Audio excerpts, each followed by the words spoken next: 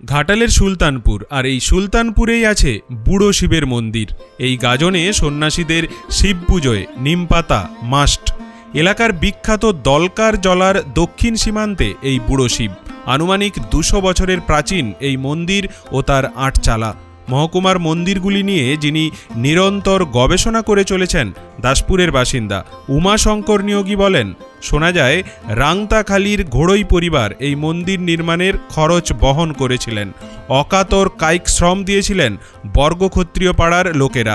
সামনে একটি আটচালা, পাশেই রয়েছে জনৈক মানসিক শোধ করা এক বৃহৎ ত্রিশূল মাটিতে পোঁতা। আছে 2টি দৃষ্টিনন্দন নন্দী। ঘন জনবসতিপূর্ণ বর্গক্ষত্রিয় পাড়ায় পাতালফোঁড় বুড়ো শিবের অবস্থান। বর্গক্ষত্রিয় পাড়ার লোকজনের জন্ম, বিবাহ, মৃত্যু, আনন্দ, বেদনা, বিনোদন, নালিশ, অভিযোগ, বিচার, প্রার্থনা সবই আবর্তিত হয় এই বুড়ো শিবকে কেন্দ্র করে। ইনি দেবতা হয়েও এই পাড়ার মানুষগুলোর বড় আপনজন। দুর্গোৎসব কালীপুজো বা দোল নয়, এই পাড়ার প্রধান উৎসব বাবার গাজন। চৈত্র মাসের এই শেষের কটা দিনের জন্য সারা বছর অপেক্ষা করে থাকে সারা পাড়ার মানুষজন। বাইরে কর্মরত ছেলেরা, ঝি ঝিউড়ি আত্মীয় স্বজন ফিরে আসে গ্রামে। পাড়ার বয়োজ্যেষ্ঠ মোহন কুড়েল জানালেন, সে বছর খুব বড় বন্যা হয়েছিল। দলকার মাঠের জল নামতে প্রায় দিনা 15 লেগে গেল। জল সরে গেলে এখন যিনি বুড়ো শিবের পুরোহিত গোপীনাথ মুখার্জি, এরই পূর্বপুরুষকে বাবা স্বপ্ন দিয়ে বলেন, আমি গোসুড়া নদীর তীরে আছি, আমাকে নিয়ে যা। ঠাকুরমশাই বর্গক্ষত্রিয় পাড়ার বাছা বাছা জনাষ্টেক জোয়ানকে নদী তীরে নিয়ে যান। সেখানে কাদা সরিয়ে বাবাকে তুলে রশি দিয়ে বেঁধে ডুলি বাঁশে ঝুলিয়ে এখনকার যেখানে বাবার মন্দির সেখানে বকুল আর বটতলা পর্যন্ত আনতে হিমশিম খেয়েছিল তারা। ভার বহন করতে না পেরে তারা বাবাকে এখানেই রেখে একটু জিরিয়ে নেন। কিন্তু সেই যে বাবা এখানে বসলেন, তাকে শত চেষ্টা করেও আর ওঠানো গেল না। শেষ পর্যন্ত মাটি খোঁড়া শুরু হলো, বাবার তল আর পাওয়া গেল না। শেষে ওই পাড়ার মেজবাখুলের এক কর্তা রাগের বশে দিল বাবার মাথায় বসিয়ে কোদালের চোট। সেই কাটা সারাতে নিমপাতা থেঁতো করে লাগানো হয়েছিল। সেই থেকে বাবার 3 ভোগের গাজনে পুজোর সময় নিমপাতা দিতেই হয়। এমনকি নিম ডাল ভেঙে ভোক্তাদের গোলাকারে বসে বাবার নাম ভাটতে হয়। গোসুড়া নদীর তীরে বাবাকে যেখান থেকে তুলে আনা হয়েছিল সেখানে এখনও চিহ্ন রয়েছে। আছে এক নাম না জানা আজব গাছ। বাবার জমি জমা কিছু নেই, বাবা নিজের খরচ নিজেই চালান। ভক্তদের দানেই সারা বছর বাবার নিত্য সেবা পুজো চলে। আমাদের ওই বুড়ো শিব ঠাকুর লক্ষণপুরের 2জন ব্যক্তিকে স্বপ্ন হয়েছিল। কঞ্চিদ বলে এক জায়গায় ওই বাবা ছিলেন আর কি। মুক্তারপুর যেতে ওই কঞ্চিদ বলে জায়গা, ওইখানে উনি ছিলেন। ওই লক্ষণপুরের 2জন ব্রাহ্মণকে স্বপ্ন হয়েছিল যে আমি এইখানে আছি, আমার নাম বুড়ো শিব, আমাকে নিয়ে চল, আর যেখানে নামাবি সেখান থেকে কিন্তু আমি উঠবো না। তো ওইখানে ভারী লেগেছে, ওইখানেই ওনারা নামিয়েছেন। নামিয়ে এবারে নেশা ভাঙ করেছে, মানে গাঁজা টাজা খেয়েছে, এই সমস্ত হয়েছে। হওয়ার পরে যখন তুলতে গেছে তখন ভারী হয়ে গেছে, তখন আর উঠছে না। তখন ওই ছোটাছুটি করেছে, মাথায় ফাটা আছে, ছোটাছুটি করেছে। করার পরে ওরা চলে গেছে, ওদের মুখ দিয়ে রক্ত উঠে মারা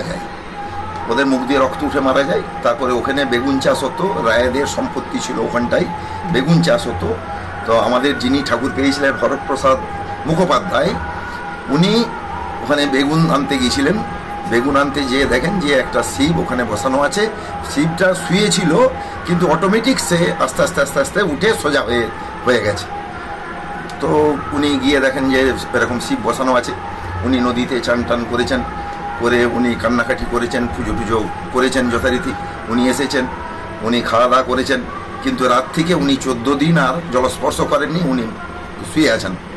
স্বপ্নাদেশ হয়েছে যে কোন রোগের কি ওষুধ, আমার নাম এই, বা আমাকে নিয়ে যাচ্ছিল, আমাকে খুব মারধর করেছে, এইসব হয়েছে, অতএব তুই আমার পুজো পাঠ করবি, অতএব আমি তোরই আছি, এইসব। তারপরে যথারীতি ওখান থেকে একটা চালা টালা করে দিল। করে দেওয়ার পরে যাত্রী টাত্রী ঝুঁকতে রইল, ইনকামও ভালো হতে রইল। কিন্তু হলে কি হবে, দেশের লোক ওখানে যেতে দেবে না, চাবি দিয়ে দেবে। কিন্তু বাবার স্বপ্ন হয়ে গেল যে তুই এখানে পুজো পাঠ করবি সমস্ত কিছু, আর তোর আমি আছি, এরা মামলা শুরু করে দেবে মনে হয় বলে মামলা শুরু করে দিল। হারালে আমরা হেরে গেলাম, মেদিনীপুরে নাকি হেরে গেলাম। বলেইছিলেন উনি যে তোর হাইকোর্টে যেয়ে ডিগ্রি করাবো। হাইকোর্টে যেয়ে যথারীতি আমাদের ডিগ্রি হলো। ডিগ্রি হওয়ার পরেতে ওখানে মানে মন্দির তৈরি করে দিল যাত্রীরা। এর আগে একটা ইতিহাস আছে, ওইখানে ওই আমাদের স্কুলের কাছে ওইখানে একজন 3 কলসি টাকা পেয়েছিল, তো স্বপ্নাদেশ হয়েছিল যে আমার এরকম মন্দির টন্দির করে দিবি, এরকম এই ব্যাপার।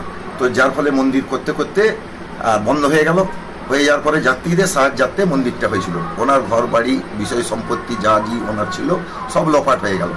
এখনও আছে ওই স্কুলের পিছনে একটা জায়গা আছে, দুব্বঘাস পর্যন্ত নেই, এত মানে তার সব বংশ লোপাট হয়ে গেল। দিয়ে আমাদের সব চেয়ে চিনতে বিদ্যাসাগরের তার 2 ছেলে, যেটা 2 ছেলে হরপ্রসাদের 2 ছেলে শ্রীনাথ আর কেদারনাথ, বিদ্যাসাগরের 2 বোনের সঙ্গে বিয়ে হয়েছিল। বিদ্যাসাগরও এসে উনি পুজো করে গেছেন এই মন্দিরে।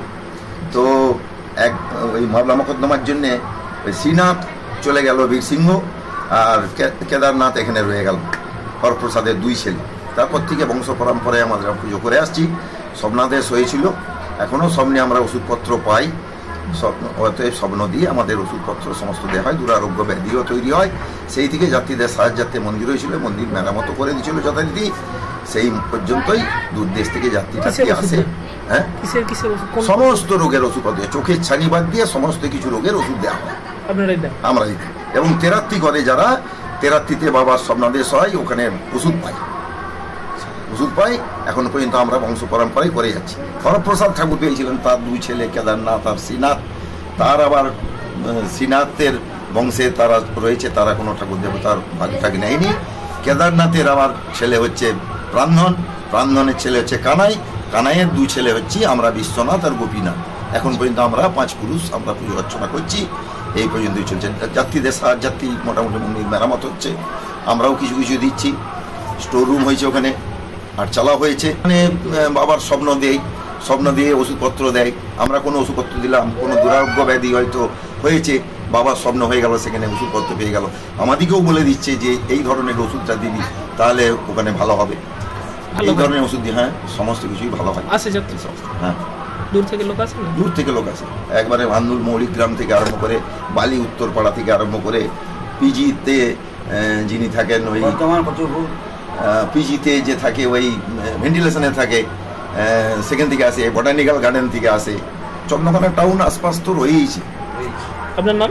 আমার নাম গোপীনাথ মুখার্জি, আমার দাদার নাম বিশ্বনাথ মুখার্জি। বাড়ি সুলতানপুর। আপনি মন্দিরের পূজারী? কতদিন করছেন এটা? আমাদের ঠাকুরটা হচ্ছে অ্যাকচুয়াল 345-46 বছরের ঠাকুর।